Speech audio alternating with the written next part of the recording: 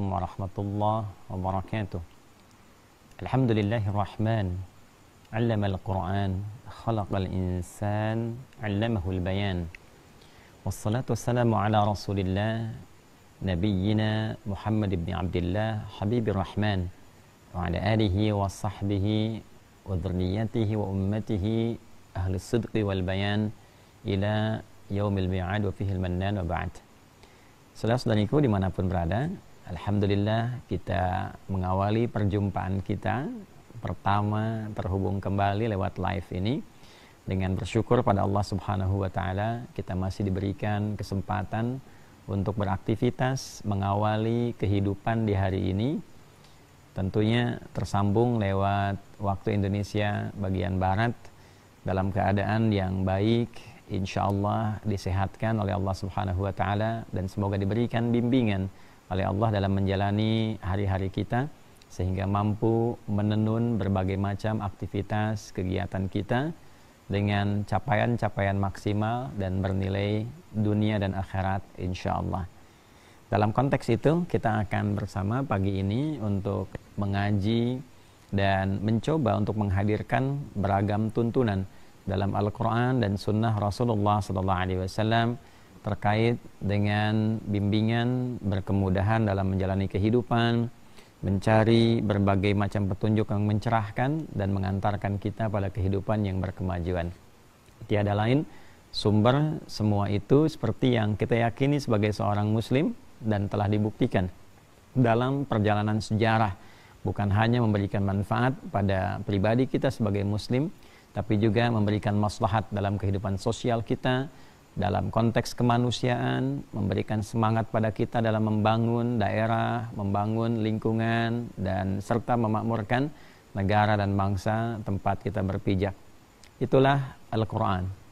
Sekali lagi, itulah Al-Quran, wahyu sempurna yang disampaikan kepada Rasulullah Nabi Muhammad SAW untuk membimbing umat manusia, membebaskan dari beragam bentuk ketertinggalan, beragam bentuk kegelapan menuju cahaya yang cerah dan berkemajuan. Telah dibuktikan dalam sejarah bahwa Al-Quran turun di lingkungan masyarakat yang disifati dengan jahiliyah. Begitu tertinggal dalam peradaban, begitu tertinggal dalam pengetahuan, begitu terbelakang dalam etika dan moral. Al-Quran menuntun umat yang disifati dengan jahiliyah itu menjadi umat terbaik yang dikenang melintasi sejarah dan disifati dengan khairu ummah.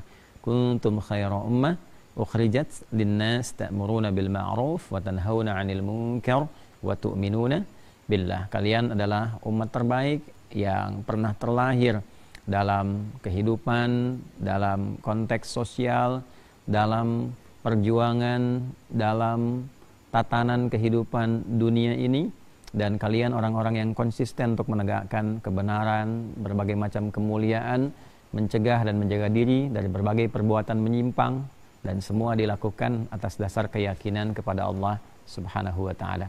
Ya, umat terbaik yang dalam hidupnya tercatat dalam sejarah mampu bertransformasi dari berbagai tindakan menyimpang, tindakan kriminal, tindakan yang tidak terpuji, menuju beragam bentuk perilaku yang sangat dimuliakan, dikenang oleh sejarah, dan nyaris semua macam aktivitas dan profesi yang melekat pada mereka bisa diterjemahkan dan diimplementasikan dalam kehidupan melalui tindakan-tindakan nyata yang berwujud mulia.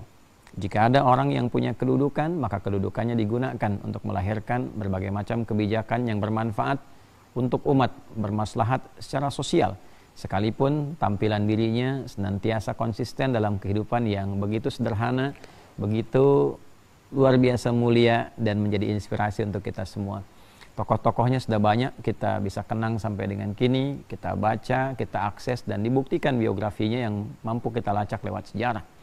Pun demikian, bila ada orang kaya, kekayaannya begitu luar biasa melimpah dan digunakan dengan sifat-sifat dermawan untuk menunjukkan kepada kita bagaimana caranya mengelola dan mendistribusikan harta benda itu supaya bernilai manfaat dan maslahat baik di dunia ini, dikenang di berbagai macam bentuk zaman melewati fase dan eranya sampai insya Allah diabadikan juga untuk kembali menjadi bekal yang baik saat berpulang pada Allah Subhanahu wa Ta'ala. Kemudian juga kita dapati orang-orang yang luar biasa pengetahuannya begitu melimpah, anugerah intelektualitasnya begitu mewah. Namun dengan itu tidak pernah dikenal sampai sekarang mereka menuntut royalti dalam ilmunya misalnya, tapi menebarkan keilmuan yang luar biasa, kitab-kitabnya bisa diakses dan ilmunya bermanfaat sampai sekarang membimbing umat manusia dalam konteks yang sangat beragam di berbagai tempat yang berbeda. Pun demikian yang berjuang dengan tenaganya begitu mulia digunakan untuk saling tolong-menolong, membantu dalam kebaikan, mengentaskan berbagai kesulitan, dan juga viral kita dapati kisahnya sampai dengan saat ini. Ternyata yang merubah mereka dari ketertinggalan, dari berbagai perilaku menyimpang sampai menjadi umat terbaik adalah Al-Quran. Jadi Al-Quran bukan sekedar kitab bacaan. Al-Quran diturunkan oleh Allah di malam yang mulia, di hari mulia, di bulan yang mulia untuk memberikan pedoman berkehidupan pada manusia, mengantarkan pada hidup yang ideal, mengantarkan pada hidup yang istimewa. Jadi sejatinya ketika Allah menurunkan Al-Quran dan menegaskan bahwa syahrul Ramadan alladzi unzila fihi al-Quran hudan linnas. Al-Quran diturunkan di bulan Ramadan yang kita kenal dengan menunaikan ibadah puasa di dalamnya. Banyak keistimewaan malamnya saat Al-Quran turun bernilai lebih daripada 1000 bulan kebaikan-kebaikan. Saat diturunkan membawa banyak pencerahan, kemuliaan. Tujuan dari semua keistimewaan itu adalah memberikan petunjuk hudan linnas, pedoman berkehidupan pada seluruh manusia tanpa kecuali.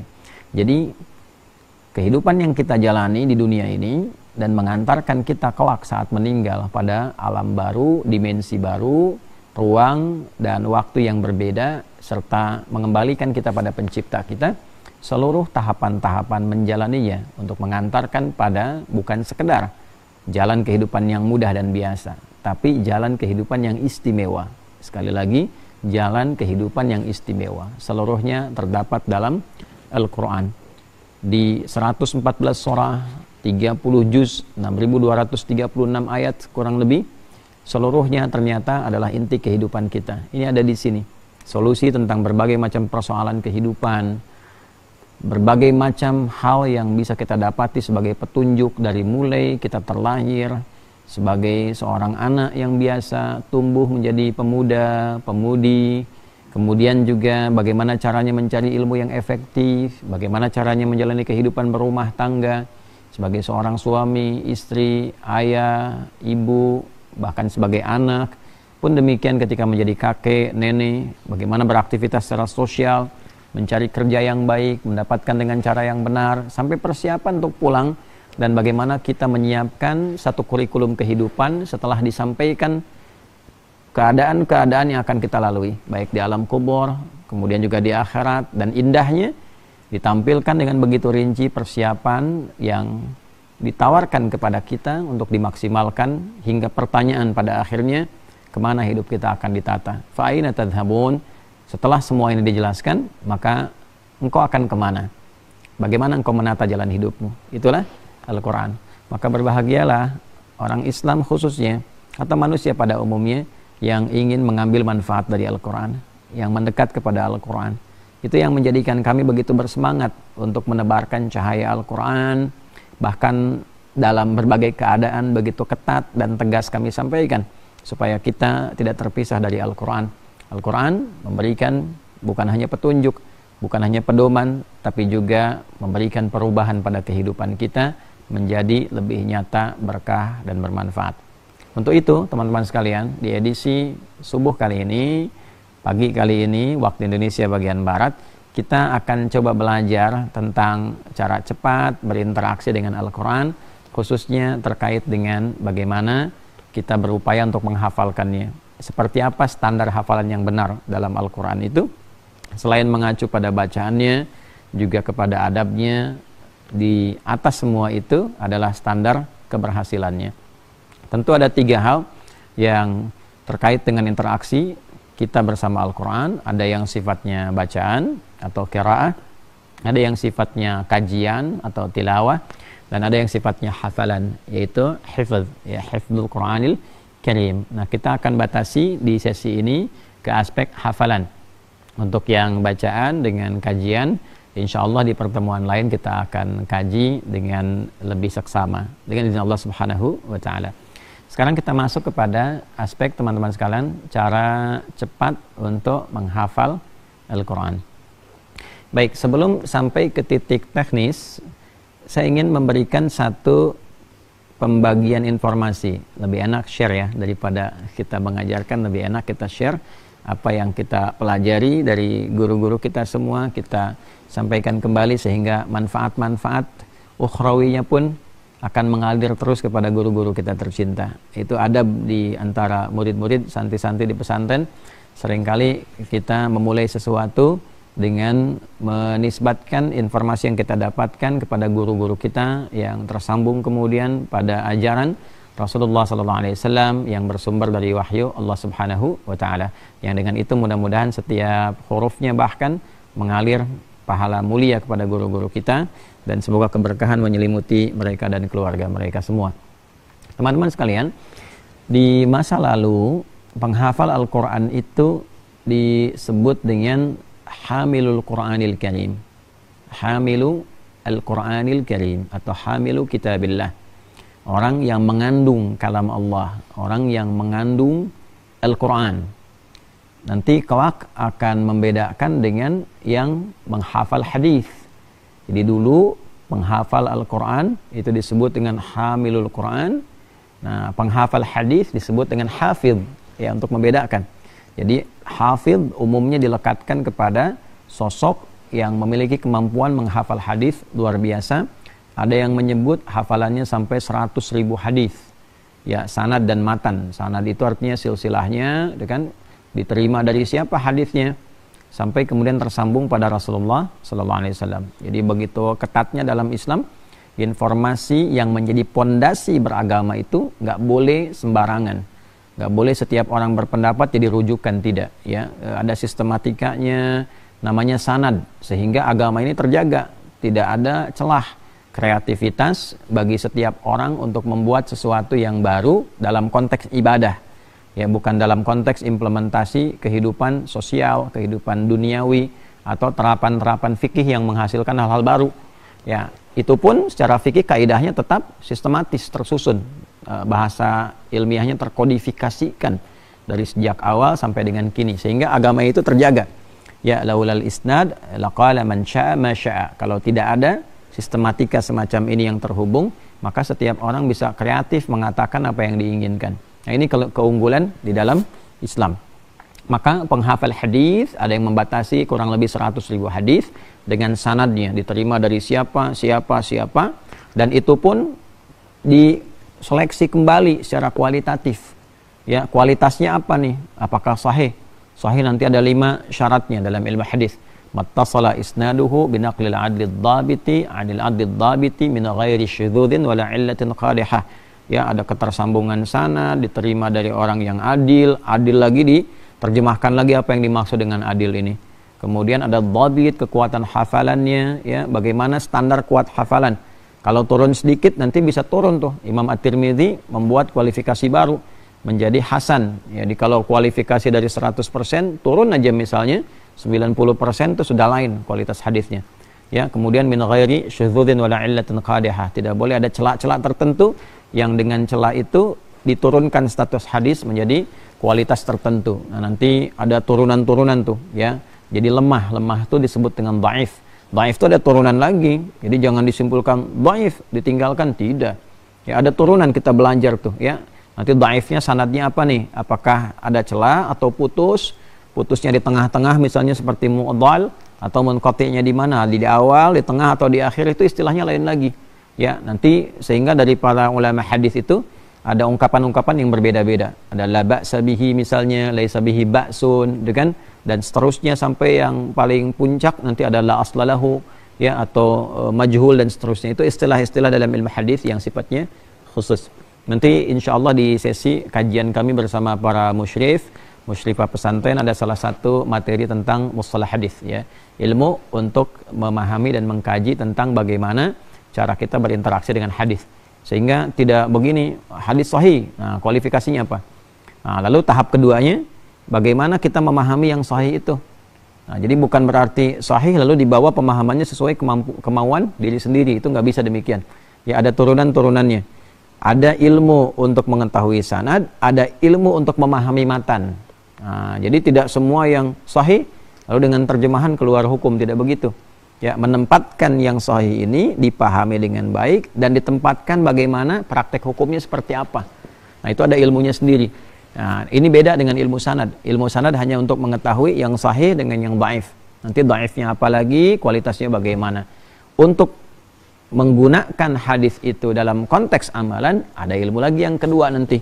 Ya, ilmu itu pun lebih detail kembali. Jadi tidak semua orang yang tahu sahih, dhaif bisa paham bagaimana cara menggunakannya. Nah, ini penting di era kekinian karena kami amati seringkali ada pemaksaan ya dalam konteks baru tahu ilmu sanad, maka dipaksakan digunakan kepada ilmu matan. Nah, ini juga berbahaya karena bisa salah tempat dalam konteks penggunaan. Ya, atau sebaliknya, fokus kepada matan bahkan dinilai seakan seperti hadis padahal sanadnya bermasalah. Ya, dan boleh jadi itu tidak bersanad, dan ini persoalan yang cukup serius. Itu nanti ada ruangnya. Pagi ini semangat karena sudah lama kita tidak live ya. Baik, nanti insya Allah ada ruangnya, ada waktunya juga. Sekarang kita kembali kepada Al-Quran.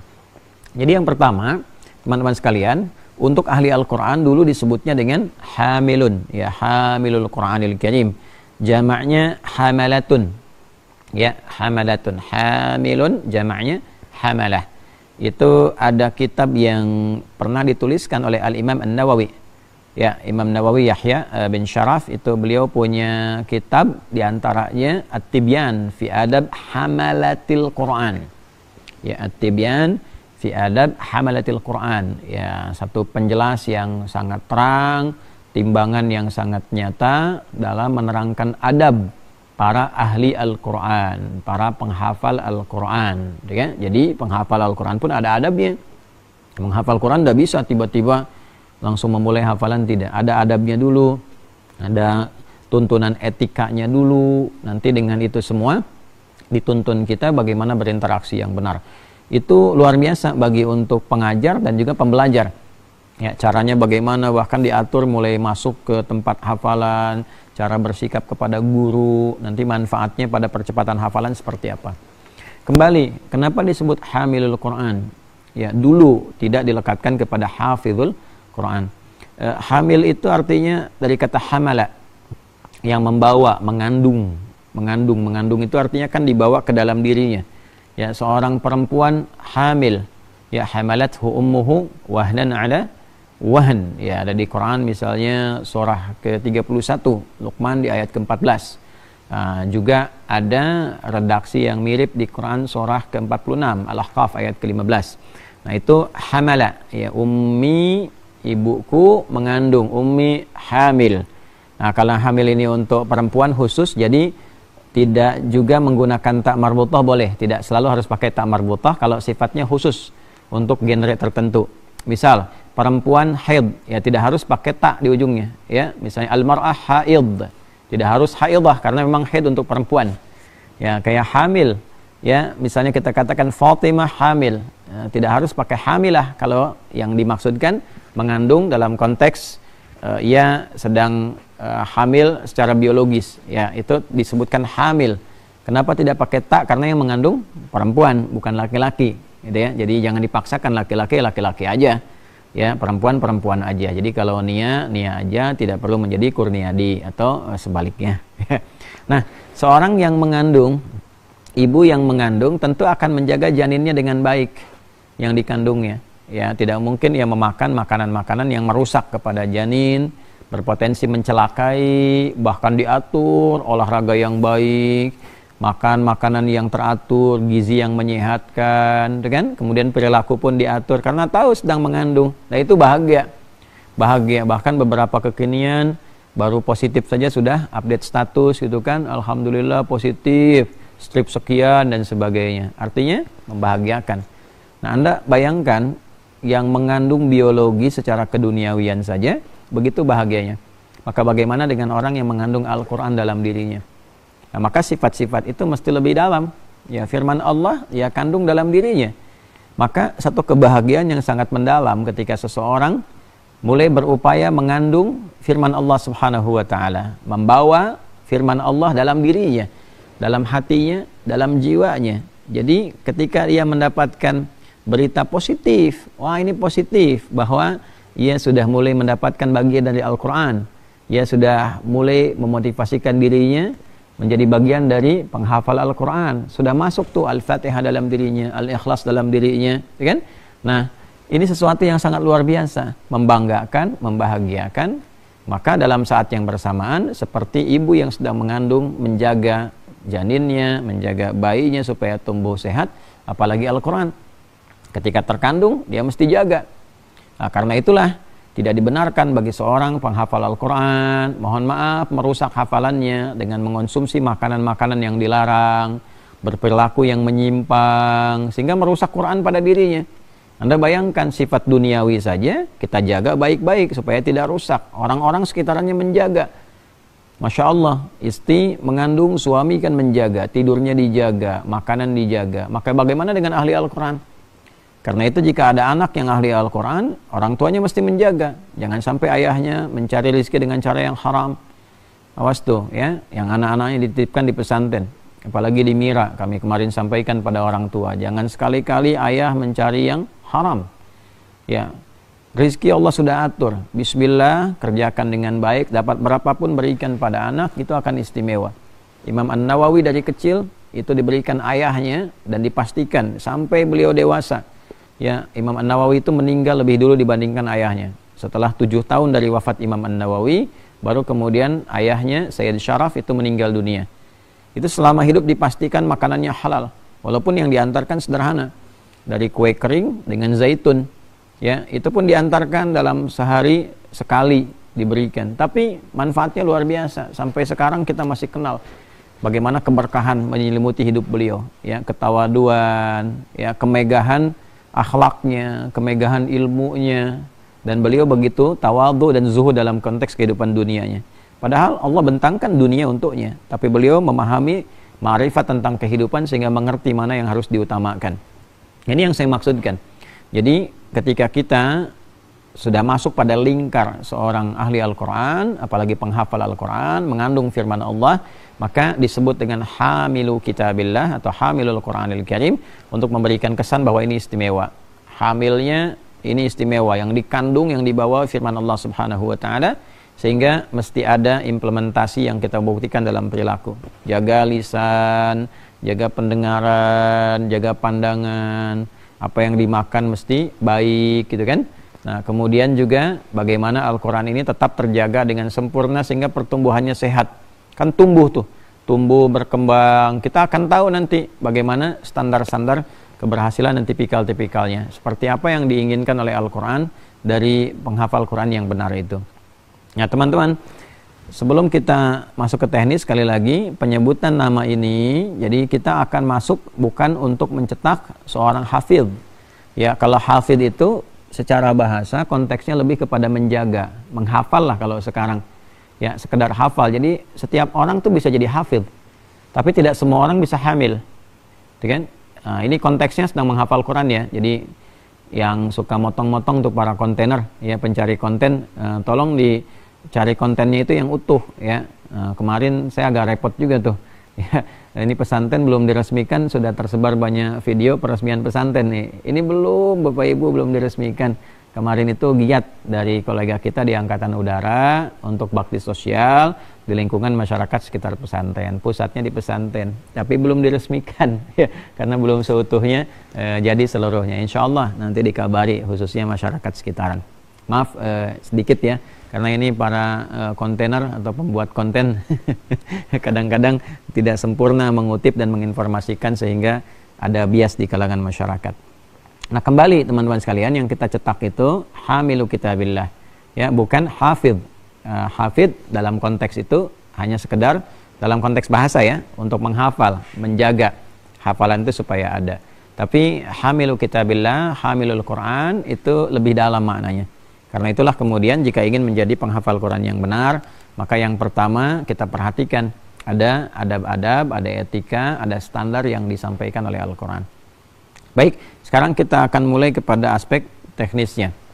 Nah, teknis ini pagi ini karena begitu singkat, saya hanya akan ambil pada dua sisi saja. Ya, sisi yang pertama adalah langkah awal menjadi penghafal Al-Quran. Nanti belum ke terminologi atau pengertian istilahnya secara detail. Langkahnya apa saja. Jadi baru kita langkah awalnya dulu, belum kita detailkan. Nanti yang keduanya kita bahas standarnya dulu, keberhasilan dari situ apa saat memulai. Supaya nanti ada sinkron antara memulai dengan mengamati memulai kita berhasil apa tidak gitu ya. Ini gambarannya. Yang pertama kita mulai teman-teman sekalian dari Al-Quran surah ke-51 Adz-Dzariyat di ayat 56 ya. Saya juga ingin mencontohkan dengan membawa mushaf saat ini ya. Kita tidak sekedar menampilkan dari hafalan supaya teman-teman termotivasi juga. Ustadznya pegang mushaf, masa muridnya nggak pegang mushaf gitu kan. Nah ini gambarannya demikian. Bismillahirrahmanirrahim. Quran surah 51 Adz-Dzariyat di ayat 56. Kita temukan teman-teman sekalian di halaman 523 ya, 523 di mushaf standar ya. Baik.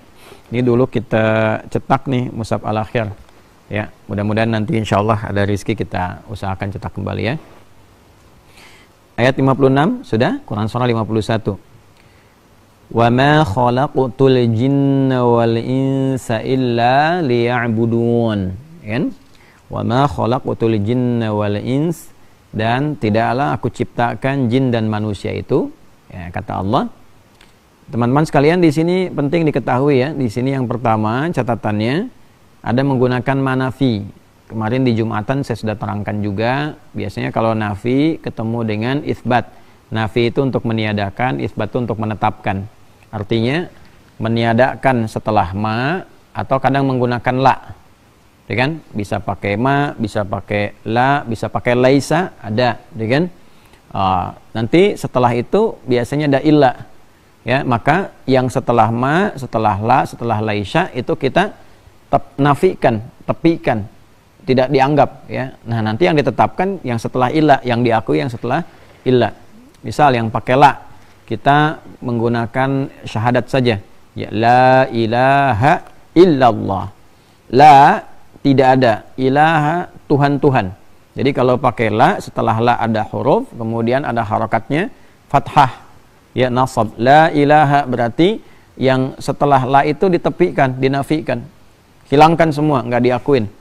La ilaha, nggak ada Tuhan-Tuhan. Nah, kalau sampai sini berarti penafian Tuhan.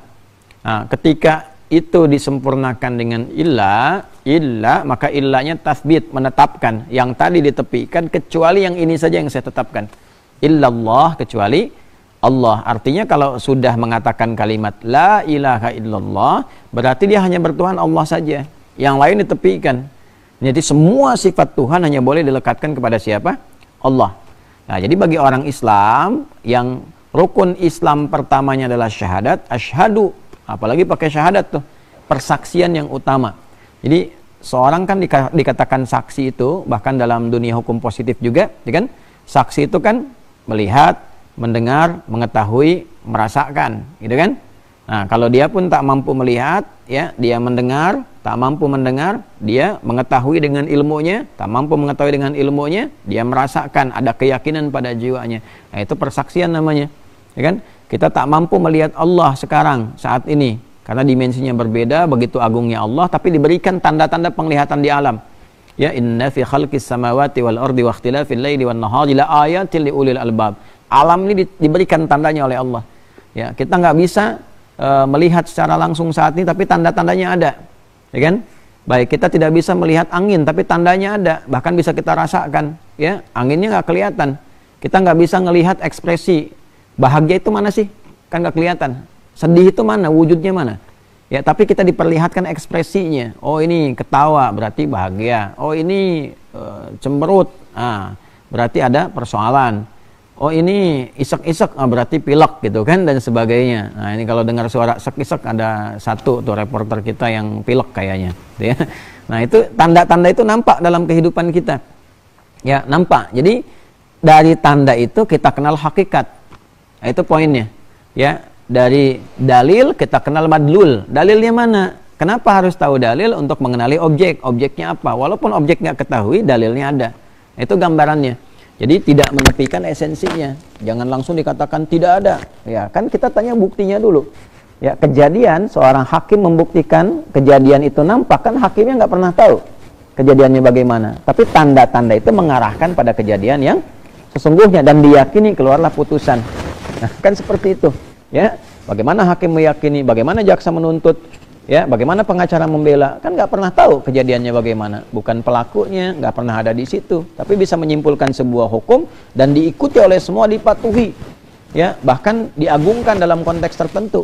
Ya, ini adalah wakil Tuhan dan sebagainya. Bagaimana bisa mengetahui peristiwa sementara nggak pernah terlibat di situ? Ya, ternyata dari apa? Dari petunjuk, dari bukti-bukti yang mengantarkan pada kebenaran dan hakikat.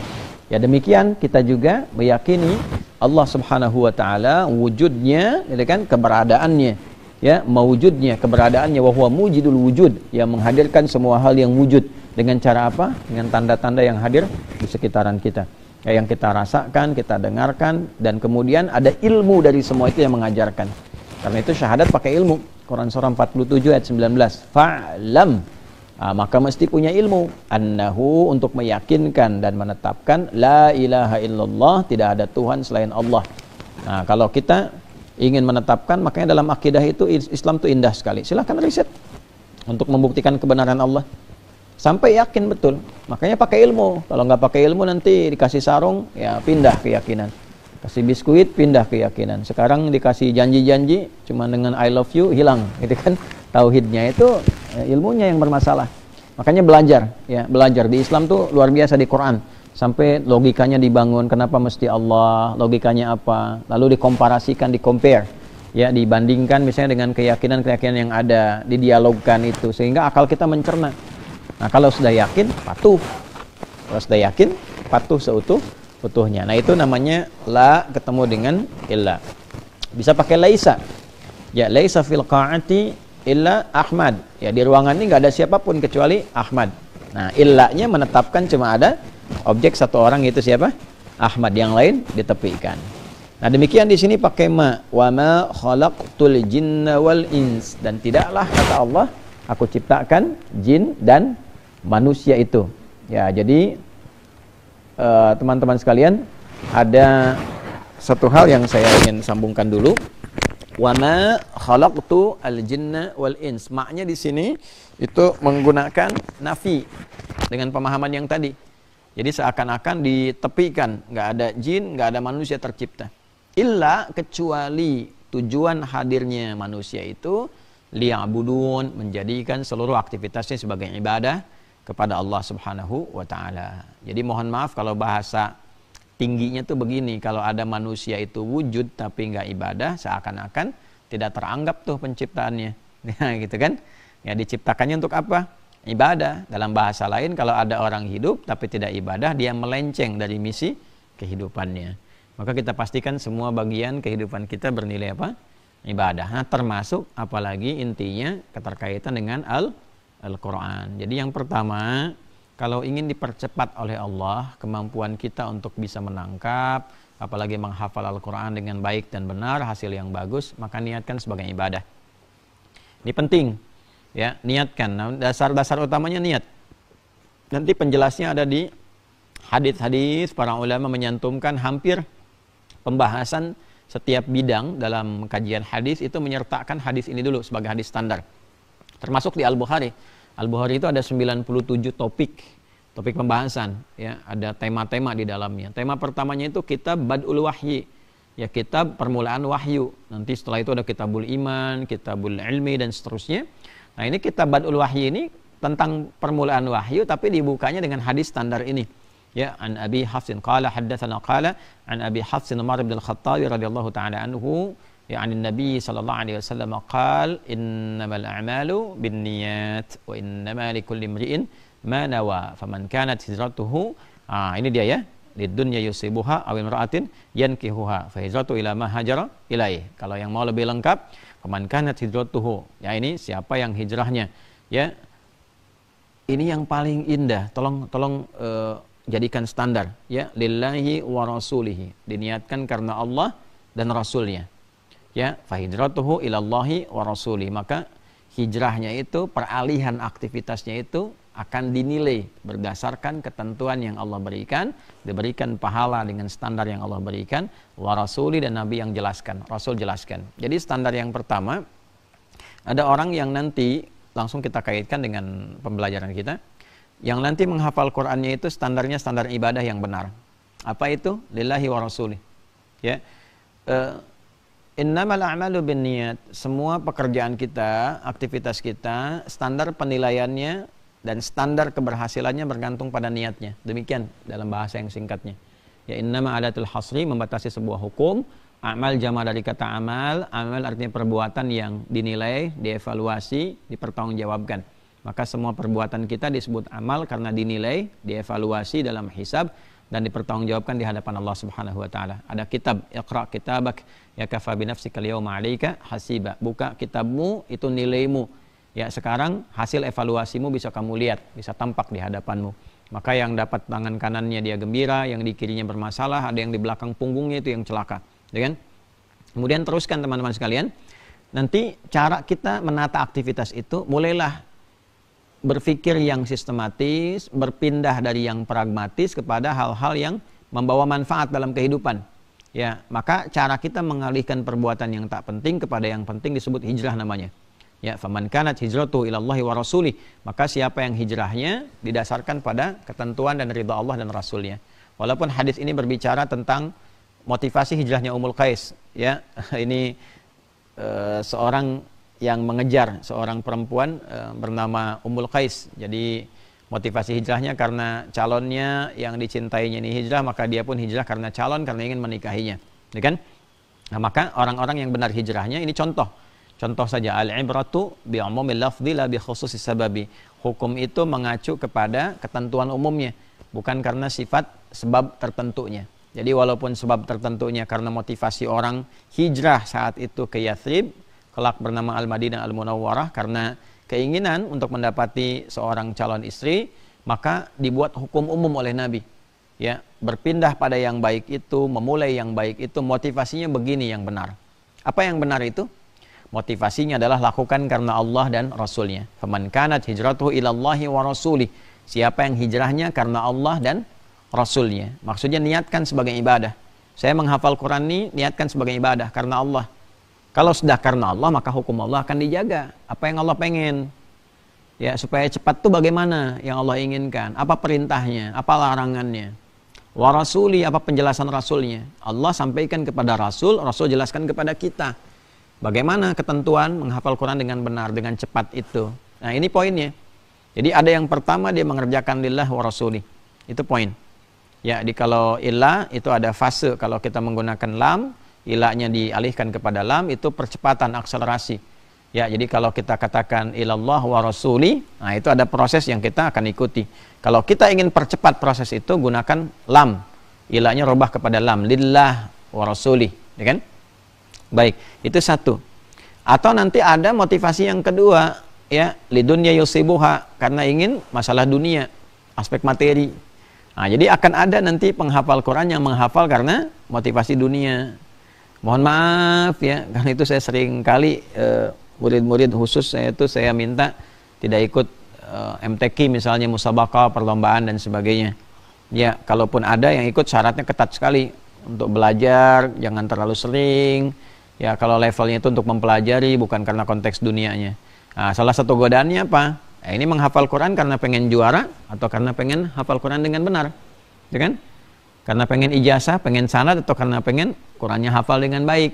Nah, itu konteksnya dunia. Ya, ada juga penghafal Quran, menghafal Quran ya ustadz-ustadz menghafal Quran untuk ceramah. Ceramahnya buat apa?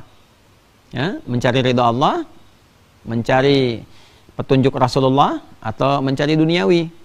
Wah, ini ada undangan nih, mau nerangkan khutbah Jumat, ya kan?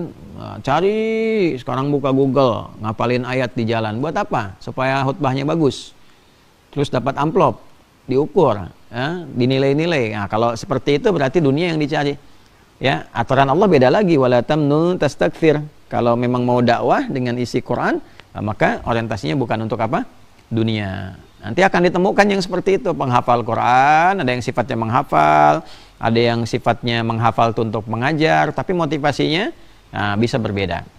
Awi imra'atin yankihuha, atau ingin jodoh, nanti akan ditemukan modus masuk ke pesantren Quran karena ngincer santriwati misalnya kan, modus ikut taklim, kajian Quran, kajian tahsin, karena suatu saat pernah melihat ya seorang laki-laki yang kelihatannya bagus, rupawan, maka ikut-ikut kajian untuk narik perhatian. Begitu sebaliknya.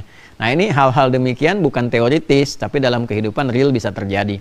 Karena itu kita bacakan kembali, ya qala haddatsana qal an Abi Hafs Umar bin Al-Khattab radhiyallahu taala anhu anin Nabi sallallahu alaihi wasallam qala innamal a'malu binniyat wa innama likulli imri'in ma nawa faman kanat hijratuhu ila Allah wa rasulih fahijratuhu ila Allah wa rasulih faman kanat hijratuhu lidunya yusibuha aw imra'atin yankihuha fahijratuhu ila ma hajara ilaih.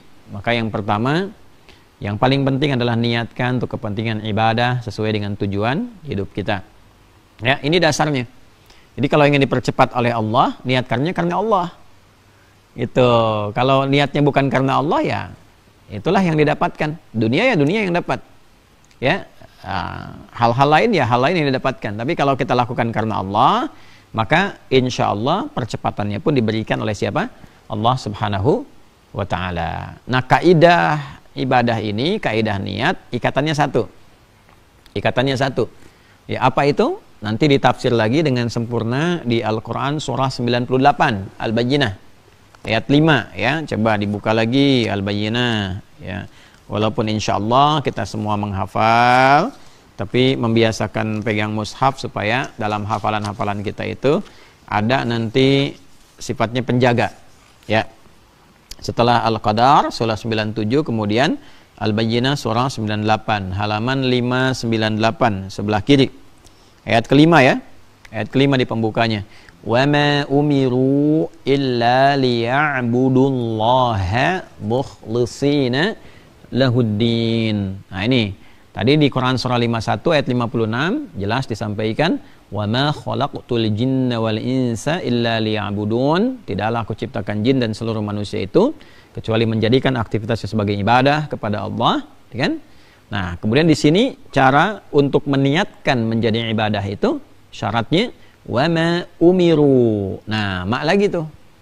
Illa, pakai illa setelah itu. Wa ma umiru, dan tidaklah mereka diperintahkan. Nah, tarik ke kita dengan rumus al-ibratu bi umumil lafzi. Dan tidaklah kita diperintahkan untuk menghafal Quran, berinteraksi dengan Al-Quran, illa kecuali menjadikan semua interaksi itu liya'budullaha, ya, untuk menjadikan itu semua sebagai ibadah kepada Allah, mukhlisin, ya, dengan ikhlas, dengan cara yang ikhlas. Ya sudah, lillah saja. Ya, kalau ingin dipercepat oleh Allah, lakukan lillah. Kalau sudah ikhlas, dari kata akhlasa yukhlisu, ya, menepikan sesuatu sehingga kosong. Sehingga dalam bahasa Arab itu yang kosong disebut dengan khalis. Ya, selesai semua pekerjaan kosong, khalas. Ya, khalastu minal amal khalasna. Kalian selesai dari pekerjaan, sudah selesai. Artinya kosong, nggak ada lagi yang dikerjakan.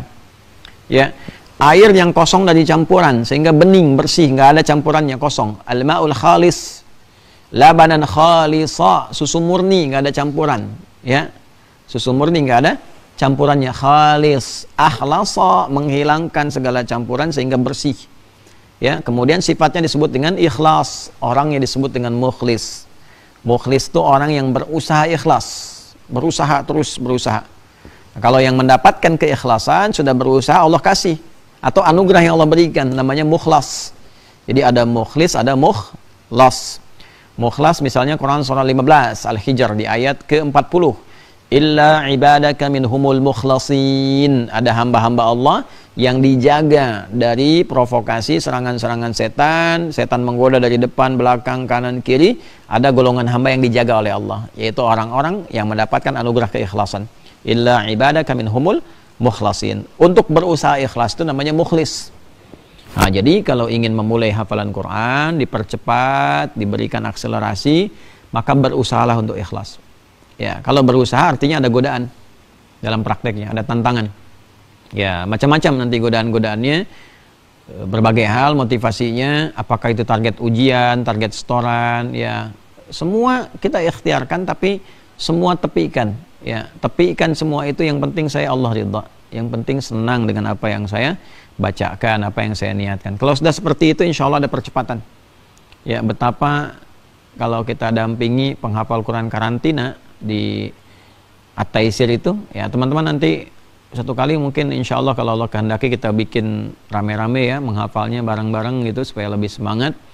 Itu saat pendampingan itu luar biasa. Ada yang tadinya belum kebuka, terus begitu keikhlasannya dapat, dia bisa mendapatkan percepatan hafalan dengan luar biasa. Ada yang hitungan hari itu 17 hari, 24 hari, ada yang sabar usia di atas 70, ya 30 nggak dapat, 60 nggak dapat, 90, Masya Allah sampai 1000 hari, konsisten aja, ya karena memahami bahwa menghafal Quran itu nggak ada batas waktu, nggak ada batas waktu. Jadi begitu mendapatkan itu, alhamdulillah karunia hadir. Walaupun usia ya dipandang oleh orang-orang ini sudah melewati batas ideal. Ya ingat, Al-Quran itu semua usia ideal, nggak ada yang nggak ideal. Semua usia ideal, semua keadaan ideal, semua sama. Karena standar pertama keikhlasan. Ada orang pintar belum tentu bisa hafal, ya kan? Ada orang kelihatan sehat, fisiknya belum tentu bisa hafal. Kalau ingin kita diberikan anugerah tertinggi, yang pertama bangun hubungan dengan Allah secara baik, gitu ya. Nah ini yang pertama dari dua yang ingin saya sampaikan. Teknisnya kita belum mulai nih, baru mengikhlaskan diri dulu, tujukan semua karena Allah. Nah hasilnya apa? Perbedaan orang ikhlas dengan yang orang masih berlatih untuk mendapatkan keikhlasan itu, atau bahkan orang tidak ikhlas. Ya, kalau menghafalnya tidak ikhlas, walaupun dia hafal nih, bisa banyak hafalannya, tapi tidak ikhlas, maka hasil yang didapatkan itu akan bermasalah. Nanti ada 3 golongan. Ya, 3 golongan ini di surah Fatir, surah 35 ayat 32. Yuk buka ya, ini bagian terakhirnya. Bismillah, surah 35 Fatir di ayat 32, paling kiri itu sebelah atas, halaman 438. Ya, bismillahirrahmanirrahim. Thumma awrathna al-kitaba alladhina istafayna min ibadina faminhum zalimun li nafsihi wa minhum muqtasid wa minhum sabiqun bil khairati biiznillah. Ya, dzalikal huwal fadlul kabir. Ya, kemudian dengan keagunganku kuwariskan Al-Quran itu kepada orang-orang yang telah dipilih. Ya, jadi orang-orang yang menghafal itu orang-orang terpilih sebetulnya. Cuma sayang ketika dikehendaki untuk bisa menghafal Quran, itu kan bisa jadi karena motivasi orang tuanya pernah berdoa, itu kan kakeknya berdoa, terus sistem memaksa dia menghafal sehingga masuk ke dalam sistem itu. Itu anugerah pertama. Cuma sayang karena ada motivasi keikhlasan yang berbeda-beda, itu kan? Nah, ini min ibadina, dari hamba-hamba terpilih. Cuma faminhum zalimul li nafsi, ada orang yang menghafalnya salah. Ya, keikhlasannya berubah. Menghafal Quran itu motivasinya bukan lillah sepenuhnya. Ya, sehingga perilakunya menjadi zalim, menyimpang. Ya, zalim itu menempatkan sesuatu bukan pada tempatnya. Saya sering berikan analogi, gelas untuk menampung air minum, gayung menampung air mandi. Tapi ada orang minum pakai gayung, mandi pakai gelas. Nah, ini ya, hafalan Quran yang standar itu merubah perilaku menjadi baik. Baik, dan bisa menggunakan ayat sesuai dengan tempatnya. Ketika hafal al-ikhlas, dia menuhankan Allah dan menepikan yang lain. Kita menghormati keyakinan orang lain, tapi tidak masuk ke dalam ranahnya. Ya, pegang tauhidnya. Karena saya sudah yakin Allah itu Tuhan saya menafikan yang lain. Ya, dan meyakini Allah sebagai Tuhan. Kita menghormati keyakinan yang lain. Kan lakum dinukum waliyadin itu penghormatan. La ikraha fid din itu penghormatan. Tapi saya meyakini yang Tuhan hanya Allah. Ya, orang lain silahkan dengan keyakinannya, bagi saya yang Tuhan Allah. Nah, itu kan sangat objektif. Toleransi yang paling tinggi dalam akidah kan begitu. Ya, kalau kita meyakini Tuhan kita Allah, tapi juga berpura-pura untuk penghormatan meyakini yang lain, tapi dalam hati kita yang Tuhan tetap Allah, itu munafik namanya. Ya, makanya yang paling ideal itu apa? Meyakini apa yang kita yakini, menghormati pilihan orang. Ya, orang punya keyakinan yang lain ya kita hormati, tapi bagi saya yang Tuhan Allah, yang diyakini orang itu ya bukan Tuhan sesungguhnya menurut keyakinan saya, tapi dia yakin, saya hormati keyakinan dia. Itu kan yang paling indah. Itulah lakum dinukum waliyadin. Nah, dan itu dijamin oleh undang-undang kita juga. Udah luar biasa di Indonesia ini. Ya makanya nggak usah berpikir mau rubah-rubah macam-macam. Pancasila dasar negara, undang-undang dengan turunan dari 1945 itu paku terbaik untuk negara kita. Ya di pasal 29 untuk ayat satunya kan untuk paku negara tuh. Negara berdasar atas ketuhanan yang Maha Esa. Nah, pasal 29 ayat 2-nya menjamin keyakinan kita. Ya, negara menjamin kemerdekaan tiap-tiap penduduk untuk memeluk agamanya masing-masing dan beribadah menurut agama dan kepercayaannya itu. Jadi keyakinan kita dijamin oleh negara. Ya, nah ini ada santi-santi juga mulai terlibat aktif ya dalam aktivitas. Nah, jadi yang ingin saya sampaikan teman-teman sekalian, yang pertama, ya keyakinan kita dijamin oleh negara. Jadi nggak usah khawatir kalau orang Islam punya keyakinan, ya yakini dengan keyakinannya. Jadi ketika kita mengatakan saya meyakini Allah Tuhan yang benar, satu-satunya Tuhan, yang lain tidak saya pertuhankan, dan saya menghormati keyakinan orang lain. Nah itu dijamin undang-undang. Awas jangan salah nih, para pejabat juga jangan langsung menilai, oh ini ekstrim, ini tidak toleran. Ah ini Anda yang nggak paham undang-undang loh. Hati-hati gitu ya. Undang-undang kita menjamin seperti itu. Dan menghormati keyakinan orang lain. Nah, bentuk penghormatan itu tidak harus mencampur adukan. Ya, jadi yang muslim silahkan beribadah di masjidnya, digunakan tempat yang baik, ya. Kemudian yakini dengan keyakinan yang paripurna. Yang non muslim dengan keyakinannya masing-masing silahkan. Saling menghormati, nggak usah saling mengganggu. Lakum dinukum waliyadin. Jadi jangan dipaksa harus mengakui semua agama sama, menuju pada Tuhan yang sama. Itu nggak jelas. Itu melanggar undang-undang. Ya undang-undang sudah dilanggar, terus dipaksa kepada sesuatu yang memang tidak ada. Negara kita sudah mengatur kok. Ya itu paham yang tidak jelas, paham yang nggak jelas, paham-paham nggak jelas itu harusnya undang-undang menjaga itu, jangan sampai tumbuh di Indonesia yang kita cintai. Toleransi itu sudah toleran kok. Kenapa dipaksa pada satu ajaran yang sesungguhnya tidak toleran? Kita itu sudah hidup toleran dari dulu, antara Muslim dengan non-Muslim nggak ada masalah. Ya Muslim dengan Kristen bertetangga. Saya punya tetangga yang Kristen, yang Hindu, kami rukun-rukun saja, nggak ada masalah. Saling menghormati. Kenapa harus dipaksa mengakui semua Tuhannya sama? Itu kan ajaran baru tuh. Ya ajaran baru, keyakinan baru, terus dipaksain. Ya harusnya Kementerian Agama jadi garda terdepan tuh. Menteri Agamanya langsung tampil. Ini nggak boleh ada keyakinan seperti ini. Ya yang ada itu saling menghormati. Dan nggak usah aneh-aneh. Ya kita itu sudah moderat, sudah toleran, sudah baik-baik semuanya. Jadi cukup praktekkan keyakinan masing-masing, praktekkan amanat undang-undang jelas. So, paham-paham seperti itu malah memecah belah pada akhirnya. Nah saya kalau masalah akidah saya tegas. Tapi ketegasan itu didasarkan kepada apa? Sumber hukum yang jelas. Jadi di agamanya jelas, undang-undang kenegaraannya jelas. Ya kita kan belajar juga gitu ya. Untuk implementasi kebangsaan kan kalau nggak tahu hukumnya kan kita repot. Ya ahli hukum silahkan belajar tentang hukum supaya paham dengan profesinya. Tapi setiap warga negara juga tidak dilarang untuk mempelajari supaya paham cara bernegara yang baik bagaimana. Nah itu poinnya. Ya, jadi kita menghafal baik-baik, mempraktekkan baik-baik supaya kita mengerti. Itu poin utamanya. Jadi kembali ke sini teman-teman sekalian, jangan sampai zalim. Ya, hafal Quran itu kalau zalim berarti nggak menempat hafalannya. Banyak zalim itu. Ya, misal hafal ayat tentang saling menghormati, jangan merendahkan, mencela, jangan bikin hoax, ghibah, berdusta. Masih ada yang dusta. Nah, ini berarti hafalan Qurannya kurang ikhlas. Itu aja gambarannya. Gitu ya. Nah, itu nanti turunannya banyak sekali. Hafal ayat lagi apalagi misalnya larangan korupsi, larangan mencuri, tapi korupsi juga, mencuri juga. Nah itu berarti menghafal Qurannya nggak ikhlas tuh. Ada tujuan-tujuan duniawi tertentu. Nah sama ustadz-ustadz juga tuh, ya kiai-kiai hati-hati tuh. Kalau jualan ayat, jualan macam-macam, padahal tiap hari ngaji, masalah tuh. Nah, jualan proposal misalnya kan macam-macam tuh. Nah, kurang ngaji berarti tuh. Ya ahli kitab berubah jadi ahli proposal tuh. Awas ya, saya ingatkan nih ulama-ulama nih, pagi ini saya semangat ya, ulama-ulama, kiai-kiai nih, ustadz-ustadz, coba pakuin negara kita dengan benar, bersatu, jangan terpecah belah loh. Kiainya pecah repot, ustadznya saling ribut ya repot. Ngajinya ngaji apa itu ya? Ustadznya saling menghormati, kiainya saling mendoakan, terus jaga jamaahnya supaya tercerahkan, bersatu. Negerinya kita jaga, kan negeri ini negeri berketuhanan. Ya, ketuhanan yang Maha Esa, berdasarkan nilai ketuhanan kita jaga dengan sifat-sifat itu supaya aman, tentram, beragama yang baik, dan dasar-dasar kebangsaan kita didasari dengan nilai keagamaan yang benar, bukan menyimpang dari agama. Wah ini untuk bisa minta ngatur hujan aja kok malah menggunakan sesuatu yang bertentangan dengan agama, kan salah fatal itu. Negara kita ketuhanan kok, kiai banyak, kenapa nggak sowan ke kiai?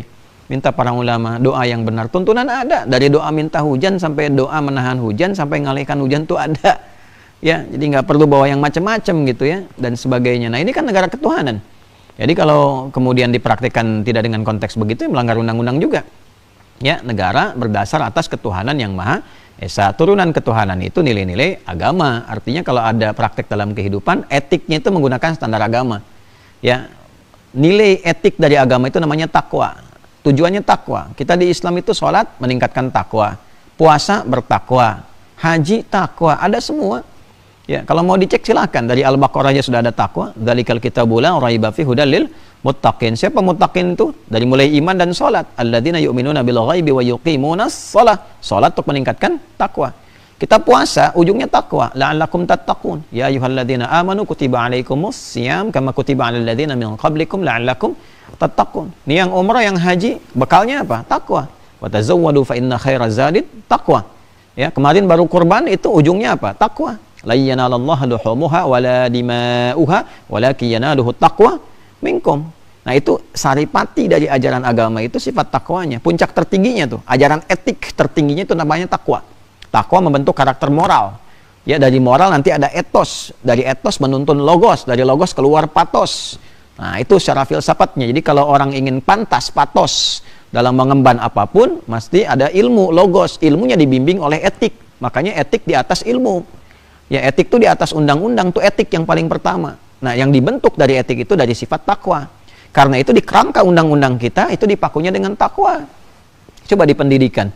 Undang-Undang nomor 20 tahun 2003 itu. Ya, dari pasal menimbang sering saya ungkapkan ini. Di pasal menimbang itu kan ada 5 tuh, A, B, C, D, E.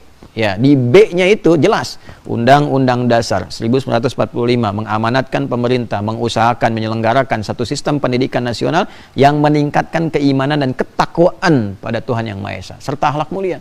Takwa dipaku di situ. Ya, mau jadi abdi negara kan sering saya katakan, yang tribrata polisi yang pertamanya itu kan takwa. Ya, kami polisi Negara Kesatuan Republik Indonesia yang bertakwa kepada Tuhan Yang Maha Esa. Lihat di Undang-Undang Kepolisian kan ada 45 pasal tuh. Ya, 45 pasal itu, teman-teman sekalian. Itu nomor 2 tahun 2002. Untuk penerimaan menjadi seorang anggota Polri itu syaratnya juga ada syarat takwa di dalamnya. Iman dan takwa itu. Ya, ke tentara ada Sabta Marga, kan 7 Sabta Marga itu. Ya, Sabta Marga 7 marga di situ kan. Marga, ketentuan-ketentuan, komitmennya.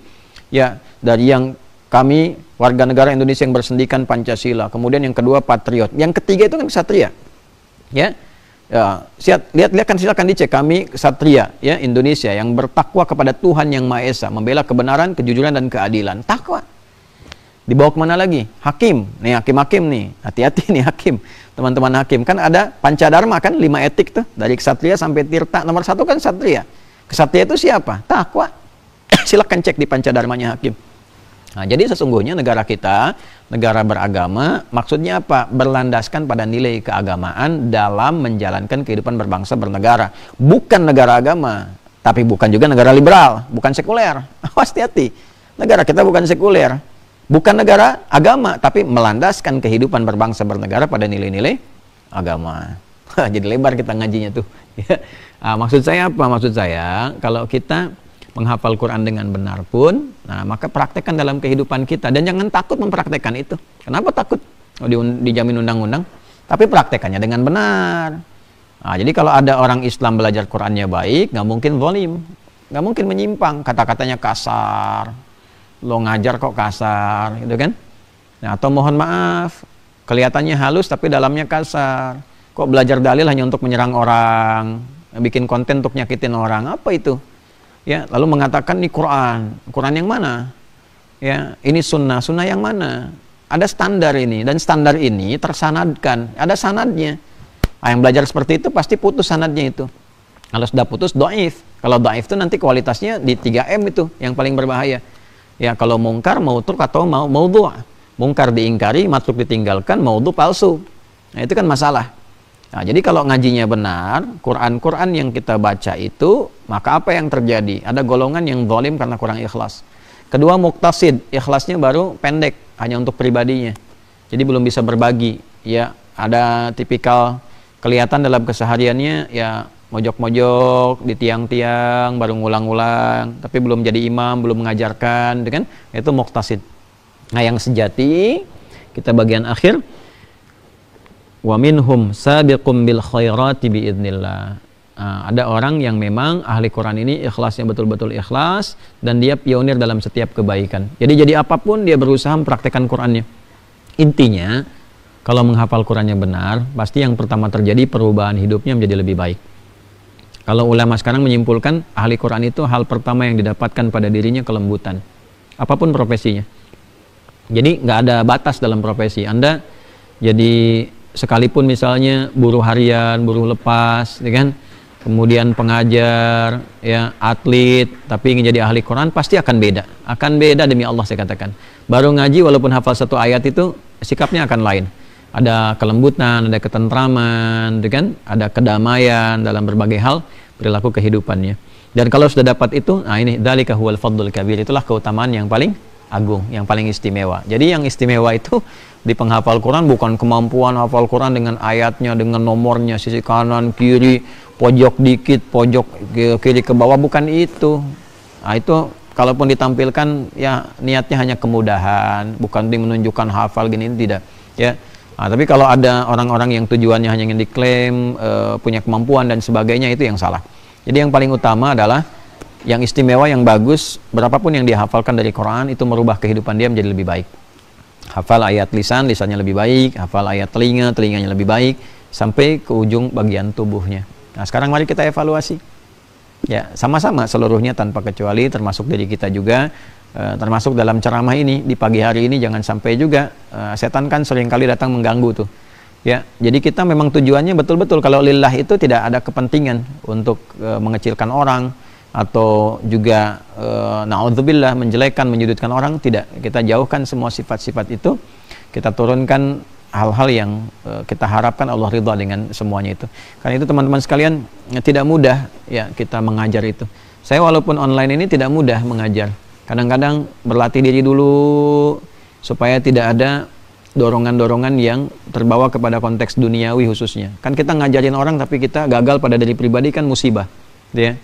Nah, semacam ada kejadian tertentu, kapan kita harus bisa merespon dan sebagainya. Ya, itu bertarungnya kan tidak mudah. Harus tepikan dulu keinginan-keinginan.